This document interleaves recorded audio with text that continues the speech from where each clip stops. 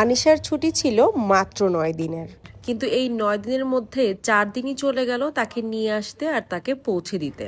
আমার হাতে খুবই অল্প সময় ছিল, কিন্তু এই অল্প সময়টুকু কিভাবে স্মৃতিতে ধরে রাখা যায় আমি এর সর্বোত্তম চেষ্টা করেছি। সাভারের মাটিতে যখন পা রাখলাম তখন ঘড়িতে প্রায় সকাল 8টা। প্রায় 3 মাস পর আমার ঘরের লক্ষ্মী আবারও ঘরে ফিরেছে।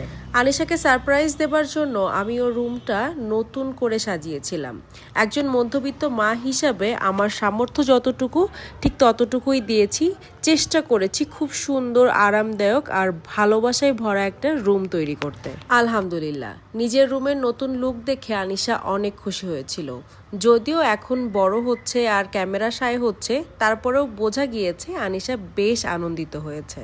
রুমের সারপ্রাইজের পাশাপাশি ওর জন্য কেক, চকলেট এগুলো অর্ডার করা ছিল। সেগুলো পেয়ে তো খুব খুশি। নাচ গান, হাসি তামাশা, লাফালাফি করে আমাদের পুরো সকালটা কেটে গেল। খাওয়া দাওয়া করে তারপর সে একটু বিশ্রাম নিল। বিশ্রাম নেয়ার পরপরই আমরা বের হয়ে গিয়েছিলাম শপিংয়ের উদ্দেশ্যে, কারণ আমাদের সবার প্ল্যান কক্সবাজার যাওয়া। এটাও কিন্তু আনিশার জন্য সারপ্রাইজ ছিল। আনিশা বেশ কয়েকটা ড্রেস ট্রাই করলো, পছন্দ করলো আর কিছু কিনেও নিল। তবে এই দিনের আনিশার ছোট্ট একটা আফসোস রয়ে গেল, কারণ সে কেএফসি খেতে চেয়েছিল, কিন্তু শপিং করতে করতে বেজে গিয়েছে রাত 9টা।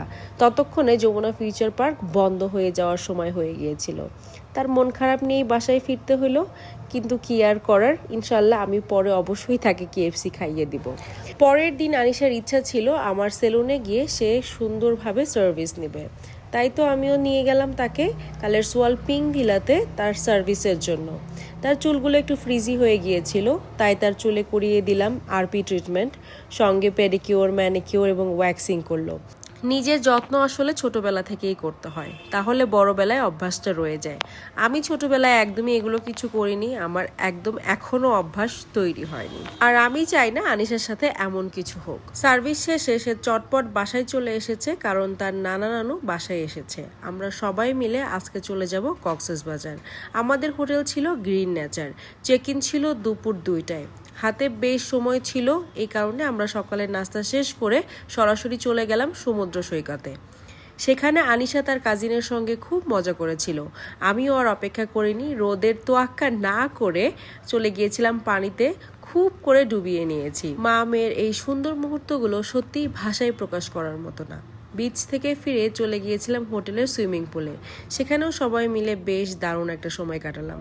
দুপুরের খাবার খেয়েছিলাম ফালংজিতে, কিন্তু খাবারগুলো একেবারেই ভালো লাগে নাই, টেস্টলেস। এই জন্য আর ভিডিও করা হয়নি। খাওয়া শেষ করেই আবারও চলে গিয়েছিলাম সমুদ্রের কাছে। বিকালটা কাটলো ঢেউয়ের শব্দে, সমুদ্রের বাতাস এবং পরিবারের সবার সাথে। তখনও কিন্তু আমি আবারও গোসল করেছিলাম এবং আমি আবারও হোটেলে গিয়ে সুইমিং পুলে একটু ডুবিয়ে নিয়েছিলাম। রাতটা কাটালাম ফিশ মার্কেটে। সেখানে নিজের চোখে মাছ বাছাই করা, কাটা, বারবিকিউ হতে দেখা অন্যরকম এক মজা। ফিশ বারবিকিউ আমার অনেক পছন্দের, এই কারণে আমি যতবারই কক্সবাজার যাই ততবারই আমি বারবিকিউ খাই, প্রতি রাতেই। মাছ খাওয়া শেষে আমি আবারও চলে গিয়েছিলাম সমুদ্রে। রাতের সমুদ্রটাও অনেক সুন্দর, তেমন কিছু দেখা যায় না, বাট অন্ধকারে সমুদ্রের গর্জনটা আরও অন্যরকম ভালো লাগে। পরের দিন আমরা চাঁদের গাড়ি নিয়ে বের হলাম। মোট 7টি স্পট ঘুরে দেখেছিলাম। গিয়েছিলাম টেকনাফের জিরো পয়েন্টে যাওয়ার পুরোটা রাস্তায় যেন ছিল এক অন্যরকম অ্যাডভেঞ্চার। দুই পাশে সারি সারি সাম্পান, সমুদ্রের সৌন্দর্য আর প্রকৃতির অপরূপ দৃশ্য মন ভরে দেখেছি। সেদিন আমি আর আনিশা একই ধরনের পোশাক পরেছিলাম। মা মেয়ে মিলে অনেকগুলো ভিডিও করেছি, ছবি তুলেছি, ছোট ছোট ভালো লাগার বিষয়গুলো ক্যামেরাবন্দি করেছি। পরের দিন দুপুর 12টায় হোটেল চেক আউট করলাম, কিন্তু ফেরার আগে আরও কিছুক্ষণ সমুদ্রের পাশে বসে কাটালাম, কিছু কেনাকাটাও করলাম। রাতের গাড়িতে আবার ফিরে এলাম সাভারে। বাসায় ফিরে একটু বিশ্রাম নিয়ে সন্ধ্যায় আনিশাকে নিয়ে গেলাম ওর নিয়মিত চেক আপের জন্য। আমি খুবই দুঃখিত, ডক্টর রিলেটেড কোনো ভিডিও আমি নিতে পারি নাই। চেক আপ শেষে অবশেষে তার বহুদিনের ইচ্ছা পূরণ হলো। রাত 10টার দিকে গিয়ে আমরা খেলাম কেএফসি। বাসায় ফিরেই আরেকটা সারপ্রাইজ অপেক্ষা করছিল। মিতা আপুর পক্ষ থেকে চলে এসেছিল মজাদার পিৎজা।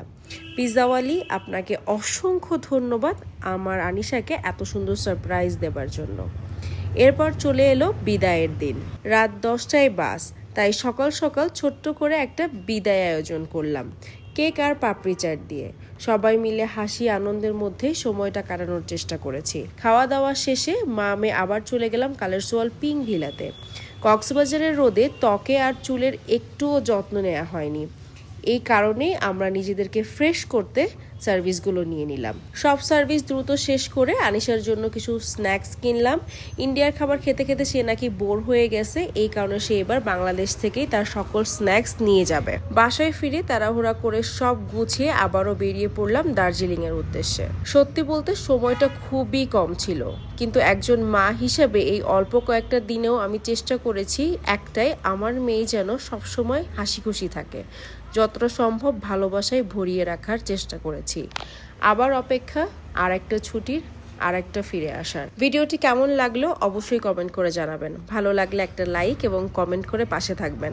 সবাই আমার আনিশার জন্য দোয়া করবেন, সে যেন সবসময় সুস্থ থাকে, ভালো থাকে এবং মহান আল্লাহ যেন তার সকল নেক ইচ্ছা পূরণ করে।